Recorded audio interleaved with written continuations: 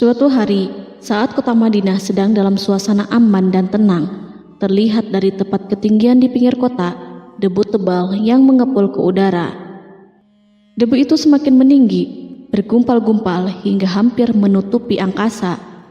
Angin yang bertiup menyebabkan gumpalan debu dari butiran pasir Sahara yang lembut dan terbang menghampiri pintu-pintu rumah di Madinah dan berhembus dengan kuatnya di jalan-jalan. Orang-orang menyangka ada badai yang menyapu dan menerbangkan pasir, tetapi kemudian dari balik tirai debu itu mereka mendengar terbesit kabar tentang kedatangan kafilah besar yang panjang. Tak lama kemudian 700 kendaraan yang syarat dengan muatannya memenuhi jalan-jalan dan mengguncang Madinah. Orang-orang saling memanggil dan mengajak sesamanya untuk menyaksikan keramaian ini, serta turut bergembira atas kedatangan harta dan rezeki yang dibawa kafilah itu. Ummul Mukminin Aisyah ketika itu mendengar suara hiruk-pikuk kafilah yang bergerak maju, bertanya, apakah yang terjadi di kota Madinah? Ada yang menjawab, kafilah Abdurrahman bin Auf baru datang dari Syam membawa barang-barang dagangannya. Jadi kafilah itu yang telah menyebabkan semua guncangan ini? Tanya Ummul Mukminin. Benar, wahai Ummul Mukminin. Jumlahnya 700 kendaraan. Ummul Mukminin menggeleng-gelengkan kepala. Pandangannya menerawang jauh seolah-olah sedang mengingat-ingat peristiwa yang pernah dilihat atau ucapan yang pernah didengarnya. Kemudian ia berkata, aku pernah mendengar Rasulullah bersabda, aku melihat Abdurrahman bin Auf masuk surga dengan merangkak. Abdurrahman bin Auf masuk surga dengan merangkak? Mengapa ia tidak memasukinya dengan melompat atau lari-lari kecil bersama angkatan pertama para sahabat Rasulullah? Sebagian sahabat menyampaikan cerita Aisyah kepadanya, maka ia pun teringat telah mendengarkan hadis dari Nabi lebih dari satu kali dan dengan redaksi yang berbeda-beda. Sebelum tali-tali pengikat perniagaannya dilepas, Abdurrahman melangkahkan kakinya ke rumah Aisyah lalu berkata kepadanya, engkau telah mengingatkanku suatu hadis yang tidak pernah kulupakan, maka saksikanlah bahwa kafilah ini dengan semua muatannya beserta kendaraan dan perlengkapannya aku persembahkan di jalan Allah. Seluruh muatan 700 kendaraan itu dibagi-bagikan sebagai perbuatan baik yang agung. Peristiwa yang satu ini saja sudah cukup untuk mengukir sebuah gambaran yang sempurna tentang kehidupan sahabat Rasulullah Abdurrahman bin Auf. Dialah saudagar sukses yang lebih sukses daripada kesuksesan yang pernah ada. Dia merupakan orang kaya dengan kekayaan yang melimpah ruah. Dia adalah seorang mukmin yang bijaksana yang tidak ingin bagian dari keuntungan agamanya hilang begitu saja dan tidak sudi kekayaannya membuat dirinya tertinggal dari kafilah iman dan pahala surga. Untuk itu, ia mendermakan harta kekayaannya dengan kemurahan hati dan kesadaran nurani. Sebelum saya melanjutkan kisahnya, dimohon kepada pemirsa untuk menonton video ini sampai selesai, serta mohon dukung channel ini supaya semakin berkembang dengan cara like serta berikan komen positifnya. Semoga dukungan pemirsa menjadi pahala dan dimudahkan segala urusan pemirsa di dunia dan akhirat. Bismillahirrohmanirrohim. Abdurrahman bin Auf adalah seorang dari 8 orang yang lebih awal masuk Islam. Abu Bakar datang kepadanya menyampaikan Islam, termasuk kepada Utsman bin Affan. Abdurrahman bin Auf telah memasuki Islam pada permulaan dakwah, yakni sebelum Rasulullah memasuki Darul Arqam dan menjadikannya sebagai tempat pertemuan dengan para sahabatnya yang beriman.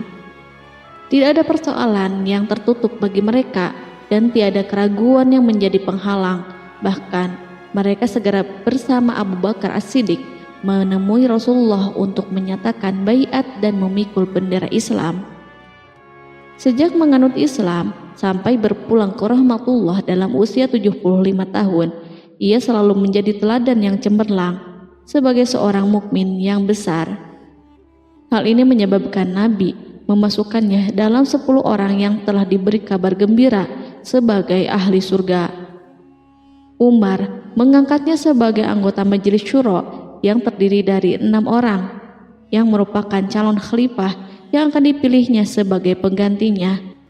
Cepatnya Abdurrahman masuk Islam telah menyebabkan dirinya harus mengalami penganiayaan dan penindasan dari Quraisy. Ketika Nabi memerintahkan para sahabatnya hijrah ke Habasyah, Abdurrahman bin Auf pun ikut berhijrah. Kemudian ia kembali lagi ke Mekah, lalu hijrah untuk kali keduanya ke Habasyah, dan selanjutnya hijrah ke Madinah. Keuntungannya dalam perniagaan sangatlah besar, hingga mencapai batas yang membuat dirinya merasa takjub dan heran, sehingga ia berkata, "Sungguh aku melihat diriku ini, seandainya mengangkat batu, niscaya aku temukan emas dan perak di bawahnya." Perniagaan bagi Abdurrahman bin Auf bukanlah jenis perdagangan yang tercela maupun monopoli. Bahkan ia sendiri bukanlah orang yang berlomba-lomba untuk mengumpulkan harta atas dorongan agar menjadi orang kaya. Sekali-kali bukan itu, melainkan suatu amal dan kewajiban yang keberhasilannya akan menambah kedekatan jiwa kepada Allah dan berkorban di jalannya. Abdurrahman bin Auf adalah seorang yang kuat emosi jiwanya, di mana ia menemukan kepuasan emosinya itu dalam amal yang mulia. Apabila ia tidak sedang sholat di masjid dan tidak sedang berjihad dalam peperangan, ia pasti sedang mengurus perniagaannya yang berkembang pesat. Sehingga kafilah-kafilah dari Mesir dan Syria membawa ke Madinah barang-barang muatan yang dapat memenuhi kebutuhan seluruh jazirah Arab, baik pakaian maupun makanan. Yang menunjukkan kepada kita bahwa seorang yang kuat emosi jiwanya adalah ketika kaum muslimin hijrah ke Madinah. Rasulullah pada waktu itu menerapkan aturan untuk mempersaudarakan 2 orang sahabat, salah seorang dari muhajirin warga Mekah dan yang lainnya dari Ansor penduduk Madinah. Persaudaraan ini berjalan dengan sempurna hingga membuat hati terpesona. Orang-orang Ansor yang merupakan penduduk asli Madinah membagi seluruh kekayaan miliknya menjadi 2 dengan saudaranya dari kalangan muhajirin. Bahkan istri pun direlakannya. Ketika itu Rasulullah mempersaudarakan antara Abdurrahman bin Auf dengan Sa'ad bin Rabi. Sa'ad bin Rabi berkata kepada Abdurrahman, "Saudaraku, aku adalah penduduk Madinah yang paling banyak harta. Silahkan pilih separuh hartaku dan ambillah. Aku juga mempunyai 2 istri. Perhatikanlah yang lebih menarik hatimu, dan aku akan menceraikannya sehingga engkau dapat memperistri dirinya." Abdurrahman bin Auf pun menjawab, "Semoga Allah memberkahi dirimu dalam istri dan hartamu. Tunjukkanlah kepadaku letak pasar." Abdurrahman pergi ke pasar. Ia berjual beli di sana dan mendapatkan keuntungan. Kehidupan Abdurrahman bin Auf di Madinah, baik semasa Rasulullah maupun sepeninggalnya beliau, selalu ditunaikannya dengan sempurna untuk memenuhi hak agama dan beramal di dunia. Perniagaannya sukses dan menguntungkan. Seperti diungkapkannya sendiri bahwa seandainya ia mengangkat batu dari tempatnya, pasti ia akan mendapatkan emas dan perak di bawahnya. Salah satu faktor yang membuat perniagaannya berhasil dan mendapatkan berkah adalah karena ia sangat selektif untuk berniaga yang halal dan benar-benar menjauhkan diri dari segala bentuk jual beli yang haram, bahkan yang syubhat sekalipun. Selain itu, faktor yang menambah kejayaan dan keberkahannya adalah labanya yang bukan untuk Abdurrahman sendiri, melainkan di dalamnya terdapat bagian Allah yang ia penuhi dengan baik. Ia menggunakan hartanya untuk memperkokoh hubungan kekeluargaan dan mengeratkan tali persaudaraan, serta menyediakan perlengkapan yang diperlukan untuk tentara Islam. Bila total perniagaan dan kekayaan yang lainnya ditambahkan keuntungan yang diperolehnya dihitung, jumlah kekayaan Abdurrahman bin Auf itu dapat diperkirakan dengan memperhatikan jumlah yang dibelanjakannya di jalan Allah. Suatu hari, ia mendengar Rasulullah bersabda, "Wahai Ibnu Auf, engkau termasuk golongan orang kaya dan engkau akan masuk surga dengan merangkak." Karena itu, pinjamkanlah kekayaan itu kepada Allah agar Dia mempermudah langkahmu." Sejak ia mendengar nasihat Rasulullah ini dan menyediakan bagi Allah pinjaman yang baik, Allah justru semakin melipat gandakan kekayaannya hingga berlimpah ruah. Suatu hari, ia menjual tanah seharga 40.000 dinar. Kemudian uang itu dibagi-bagikan semuanya untuk keluarganya dari Bani Zuhrah, untuk para istri Nabi, dan untuk kaum muslimin yang miskin. Pada kesempatan lain, ia menyerahkan 500 ekor kuda untuk perlengkapan tentara Islam. Pada hari yang lain, ia menyerahkan 1.500 kendaraan unta. Menjelang wafat, ia mewasiatkan 50.000 dinar untuk diinfakkan di jalan Allah. Ia juga berwasiat bagi setiap orang yang ikut perang Badar dan masih hidup, masing-masing mendapatkan 400 dinar. Hingga Utsman bin Affan juga mengambil bagian dari wasiat itu, meskipun termasuk orang yang kaya. Ia berkata, harta Abdurrahman bin Auf halal lagi bersih, dan memakan harta itu membawa keselamatan dan keberkahan. Ibnu Auf adalah seorang yang mengendalikan hartanya, bukan dikendalikan oleh hartanya. Sebagai buktinya, ia tidak mau celaka dengan mengumpulkan dan tidak menyimpannya. Bahkan ia mengumpulkannya dengan tetap merendahkan hati dan dari jalan yang halal. Kemudian harta itu tidak dinikmati untuk kepentingannya sendiri, melainkan untuk dinikmati bersama keluarga, kerabat, rekan-rekan, dan masyarakat seluruhnya. Karena begitu luas pemberian serta bantuannya, ada yang mengatakan seluruh penduduk Madinah berserikat dengan Abdurrahman bin Auf pada hartanya. Sepertiga dipinjamkannya kepada mereka, sepertiga lagi dipergunakannya untuk membayar hutang-hutang mereka, dan sepertiga sisanya dibagi-bagikan kepada mereka. Harta kekayaan ini tidak akan pernah membuat kelegaan dan kesenangan pada dirinya selama ia belum menemukan jalan untuk membela agama dan membantu rekan-rekannya. Adapun untuk selain itu, ia selalu merasa khawatir terhadap kekayaannya.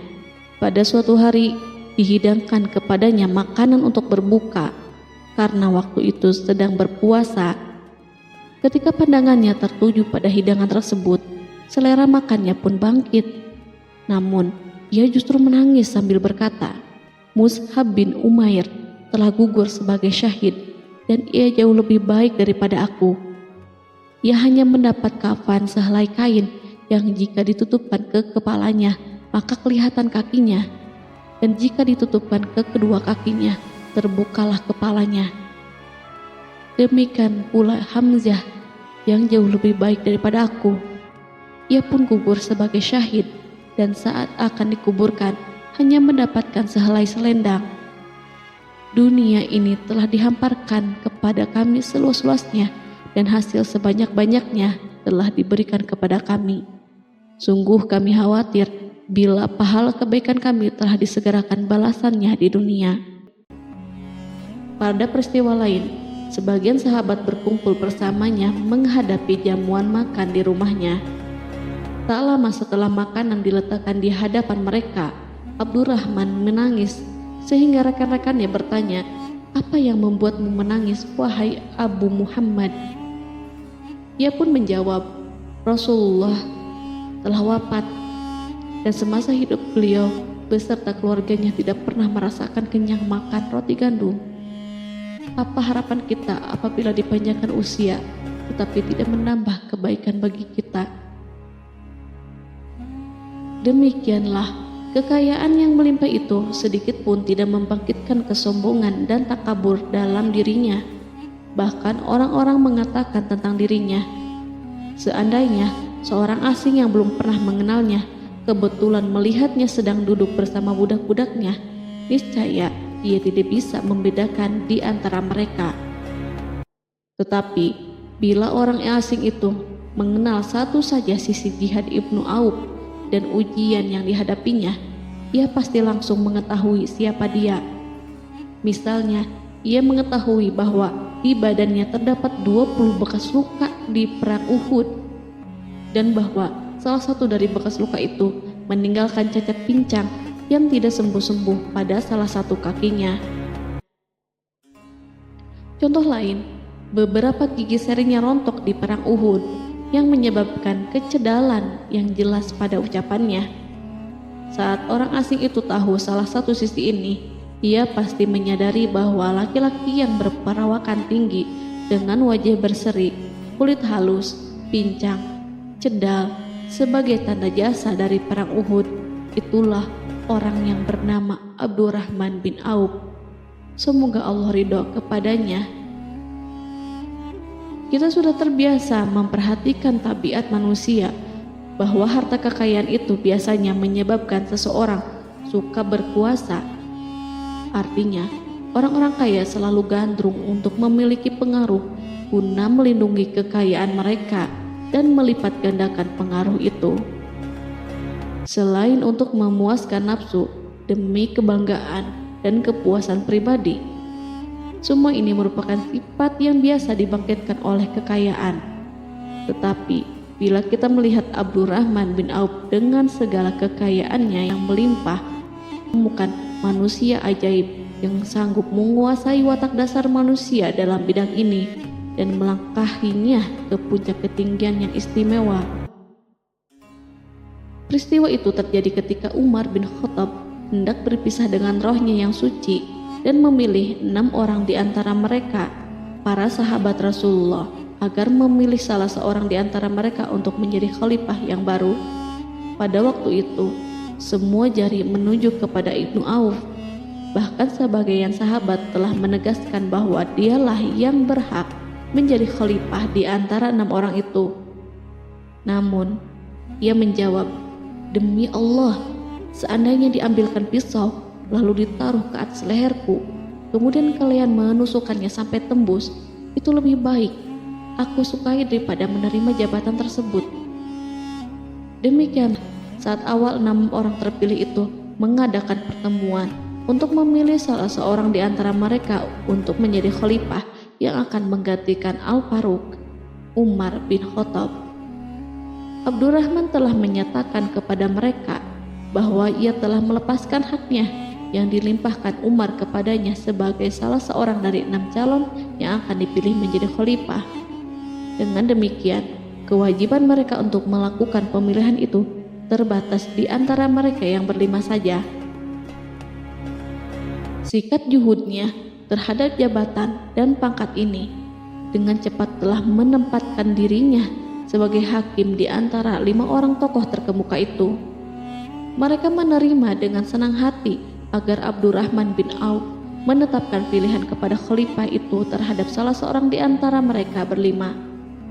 Ali mengatakan, "Aku pernah mendengar Rasulullah menyifatimu bahwa engkau adalah orang yang dipercaya oleh penduduk langit dan dipercaya pula oleh penduduk bumi." Ibnu Auf akhirnya memilih Utsman bin Affan untuk jabatan khalifah dan lainnya pun menyetujui pilihannya. Itulah hakikat seorang laki-laki yang kaya raya dalam Islam. Apakah Anda telah memperhatikan bagaimana Islam telah mengangkat dirinya jauh di atas kekayaan dengan segala godaan dan penyesatannya itu, dan bagaimana ia menempa kepribadiannya dengan sebaik-baiknya? Pada tahun 32 Hijriah, tubuhnya berpisah dengan roh.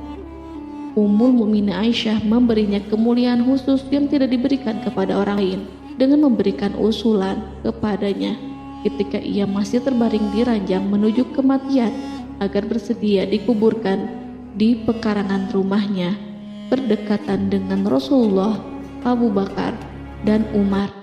Namun ia memang seorang muslim yang telah dididik Islam dengan sebaik-baiknya, sehingga merasa malu bila dirinya diangkat dan disandingkan dalam kedudukan tersebut. Selain itu, ia telah membuat janji dan ikrar yang kuat dengan Utsman bin Maz'un, yakni jika salah seorang di antara mereka meninggal sesudah yang lain, hendaklah ia dikuburkan di dekat sahabatnya itu.